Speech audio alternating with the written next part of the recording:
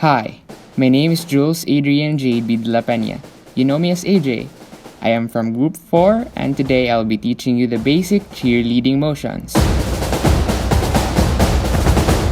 First, I'm going to teach you the proper technique for a fist. It is very important because you might notice that a fist can be used in almost every position. A lot of people make the mistake of placing their thumb inside. You don't want to do that because the line right here is not level. So, you should only wrap your thumb over your fingers, but do not overextend it. Also, you should curl your fingers inside. Some make their fingers straight, but when you close it, you have a big hole, which does not look as good as a tight hole. Take note of how I'm level across the top. I'm not bending my wrist forwards or backwards. This is how you do a proper fist. Next, we'll go through the proper technique for a blade. The key difference between a fist and a blade is, of course, in a fist, your fingers are curled inside, whereas in a blade, they're straight like blades of grass. My fingers are level, they are not bending forwards or upwards, and have not flexed my wrist. The thumb is usually pressed firmly against the fingers. Others would sometimes bend their thumb so that it won't stick out, which is acceptable. Some people bend their thumbs excessively, and it doesn't really work. The whole purpose of using a blade motion is to streamline your arm, make your body look longer. Let's move on to the beginning stance and cheer stance, since we have learned the fist and blade. In the beginning stance, your feet must be together, while in the cheer stance, your feet need to be more than shoulder width apart. When doing either of the two stances, your hands should be by your sides and in blades. Now, I'm gonna take you through what's known as a clap.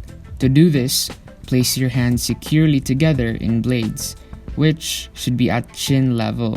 Check your clap placement by bringing your thumbs to your chin before closing them. You must not clap wide like this. Instead, make narrow claps no wider than your shoulders. I'm going to take my blades, rotate them, and grasp. I now have a clasp.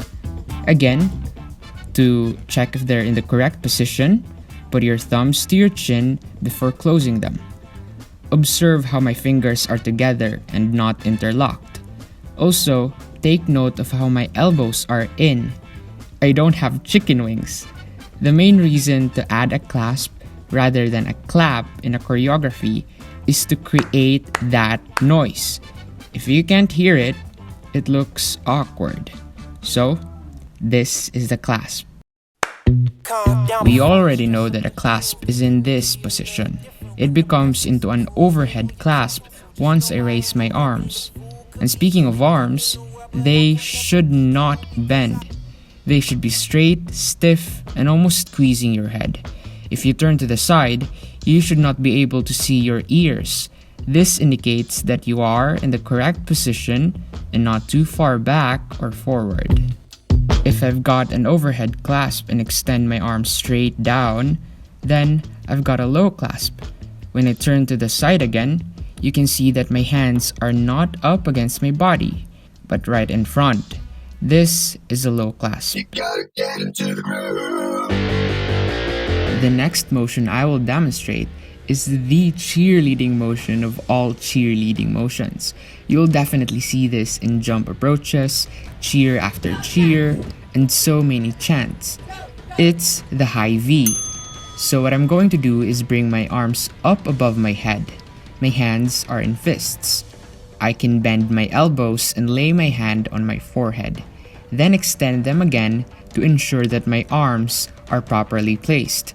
You should be able to see your hands in your peripheral vision when doing this motion.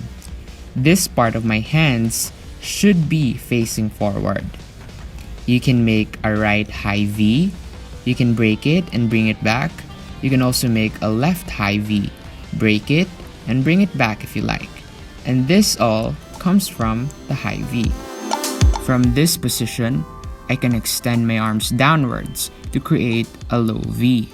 I do the same technique to check my placement, but instead of putting my hands on my forehead, I'm going to put them on my stomach and extend them back out. You can do similar variations as the high V, because the low V is basically the high V, but in reverse. This next position is sometimes referred to as a punch, but most commonly, it is called a touchdown. It is done by extending your arms straight up. Keep this side of your hands facing forward. You may do a right touchdown or a left touchdown. But when you have both of them up there together, that's a touchdown position. Very good. Much like I did with a high V and turned it into a low V, I can make a touchdown into a low touchdown position. If I'm to start in this exact position and bend my elbows, breaking the low touchdown, that takes me to a dagger position. It's basically as if you're holding two daggers in your hands. Once I extend my arms out in front, I now have a candlestick position. If I were to rotate my hands, fists facing down, that would be buckets. But as it stands, and as if I'm holding two candlesticks, that's a candlestick position.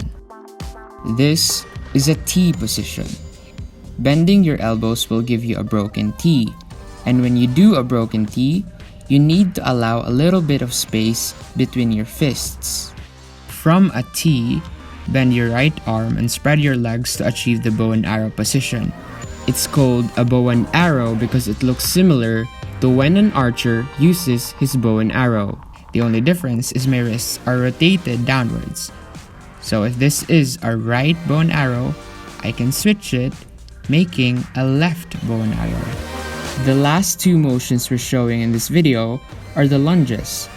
In a front lunge, ensure that your back foot is facing the side and your front foot is pointing forward. In a side lunge, the foot on your straight leg is facing forward, while the foot on your bent leg is facing the side.